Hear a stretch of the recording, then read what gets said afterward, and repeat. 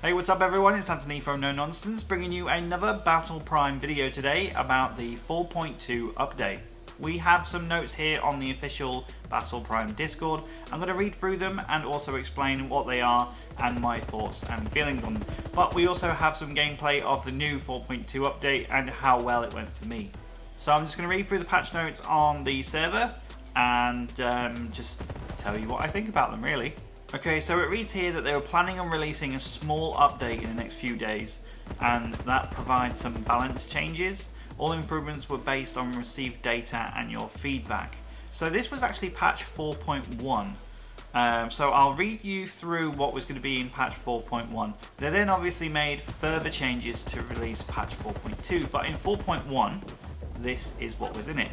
All of the changes that I'm going to read out now are all to do with weapons. So new changes of weapon characteristics are aimed both at improving the balance after the previous update and increasing the overall dynamics of the game. Now players can single-handedly eliminate entire groups of enemies and quicker adapt to the situation in battle. So the next part applies to all weapons, so machine guns, shotguns, submachine guns, assault rifles and sniper rifles. It says that there is increased single bullet damage by 15% and also single bullet speed by 25%. So anything that used to do 100 damage per shot now does 115 damage per shot. Obviously just an increase of 15%. But the single bullet speed increase by 25% is interesting. So obviously that means that there must be some bullet travel time in the game.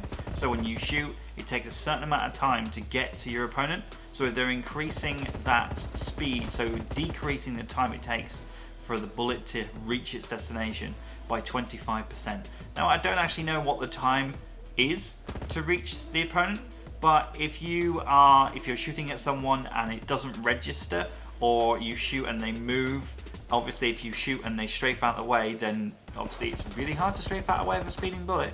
But apparently there is a time that you can do that because they've increased the speed of bullets by 25%. They've put here that these changes increase the pace of the game and make battles more intense by reducing the TTK, so time to kill. There is also increased weapon switch speed by 25% and decrease enter the ADS time by 25%. So what that means is increased weapon switch speed, that's a tongue twister, by 25%. It's basically you'll switch weapons quicker by 25%. And decrease enter ADS time by 25%, it's just basically how quick can you aim down your scope. The faster players can switch weapons in battle and enter the ADS mode, the quicker they can react to enemy actions. Yeah, so if you slide around the corner and there's someone there, but you've got your sniper out, then you can quickly switch to your SMG and take them out. So the next part is specifically to do with machine guns. So there's decreased reload time for all machine guns and increased magazine capacity for the VKP-16 and the MG27. Now I'm not a machine gun user, so I don't know how that's really going to affect people that do use these guns, but the decreased reload time for all machine guns is going to be nuts.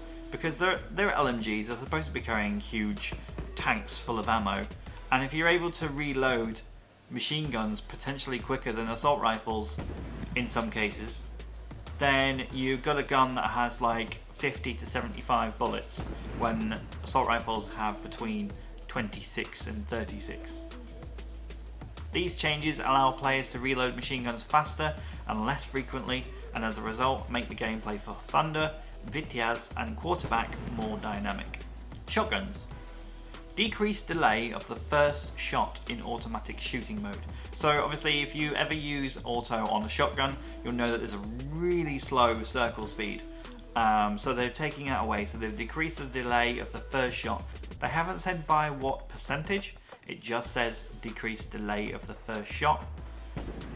We decided to reduce the first shot delay slightly to increase the comfort of people playing with shotguns.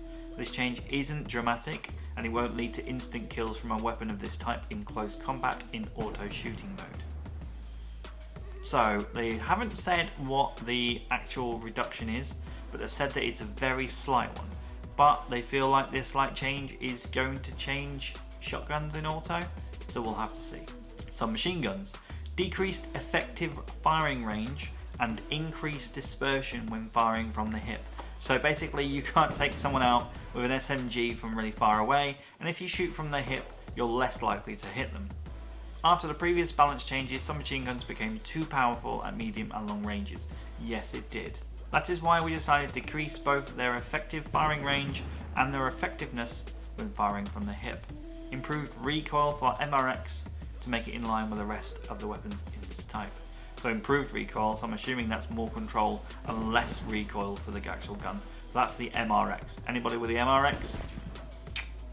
Assault rifles, woo! Improved recoil for F1, F2M and the VK12 to make it in line with the rest of weapons of this type. So the VK12 is getting a bit of a buff here. So there is a kind of like a quandary between the VK15 and the VK12. People love the VK15, but they say that pro players use the VK12, so if that's getting a buff, then that is very good for those players. Now, I bought the F1 because I like burst assault rifles on any other game really, but I find that the F1 doesn't register bullets at all, so I'm happy that the F1 is getting a buff, but I'm still not going to use it.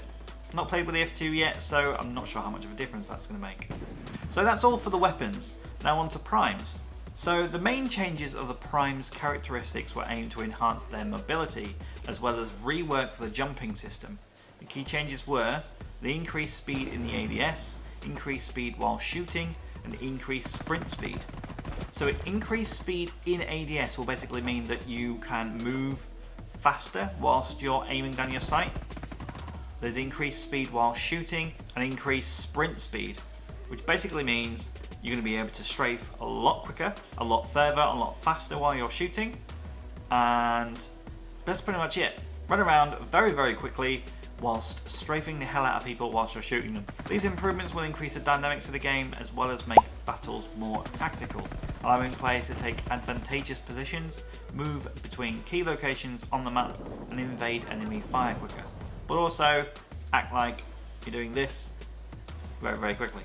Also, we had a slight slowdown of primes after the jump to reduce the effect of bunny hopping, which distorts the visual picture of the battle and allows repeatedly jumping players to move even faster, as well as aim and attack enemies more effectively.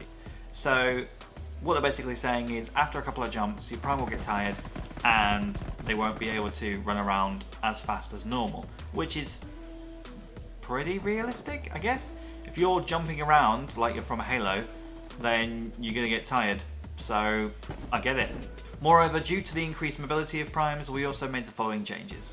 Prime's health starts to regenerate after 4 seconds instead of 5, interesting. Quarterback takes more damage while his ability is active.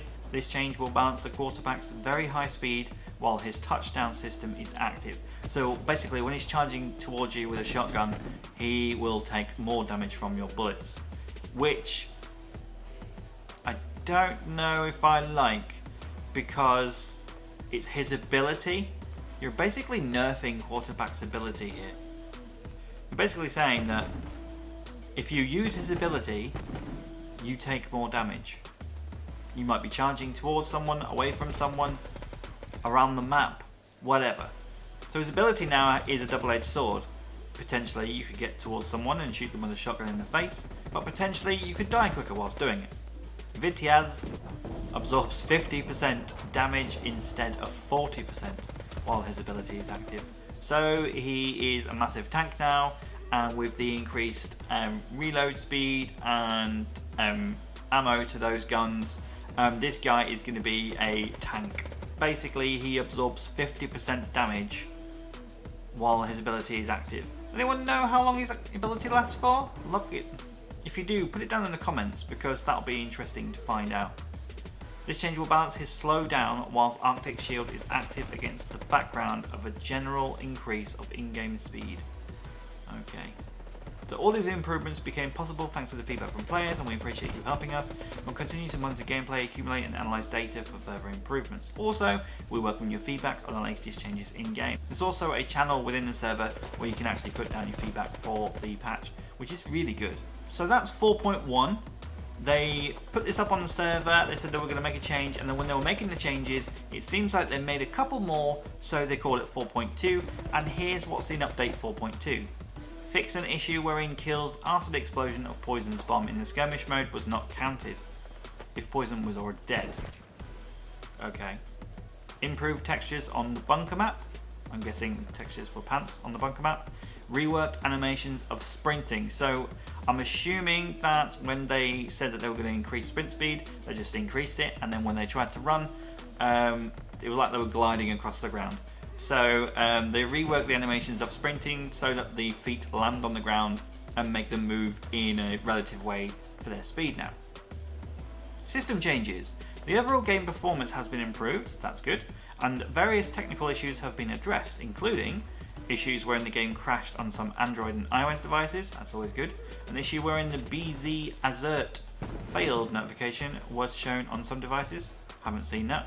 An issue wherein in-game resources were not downloading on some Android devices. An issue wherein the visual effect of Vitiaz's ability did not disappear after the ability activated ended. Oh, that would have been confusing to people. An issue wherein the game loading time was increased on some devices. An issue wherein the progress bar showed 0.0 whilst downloading some additional game files. An issue wherein controls were not working sometimes on several devices. That would have been annoying as well. An issue wherein the weapon switch animation was not working in some cases. Wasn't working? What does that mean? It wasn't switching weapons, or the animation wasn't there? It was just boop, boop, boop, boop, 1, 2. And that's it for 4.2.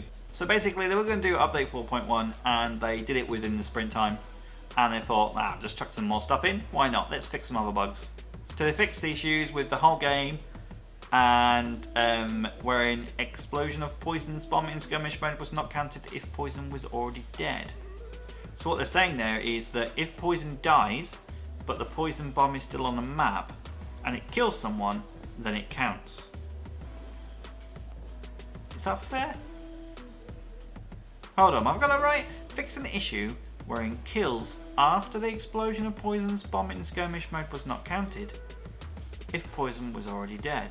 So if Poison was already dead, his bomb is on the map for skirmish mode, and if people died from it, so people can die from a bomb that's left on the map, okay, maybe bombs still exist if people die, then the bomb death was not counted in skirmish mode. Okay, I get it. Okay, so that's it, that's update 4.2, and that is now live. If you play Battle Prime, and you've probably already done a video on your thoughts, and if you have, then just summarise them and chuck them in the comments for me. Thank you very much. Okay, so that's update 4.2. Let me know what you think. Thank you very much for watching this video. I'll see you later.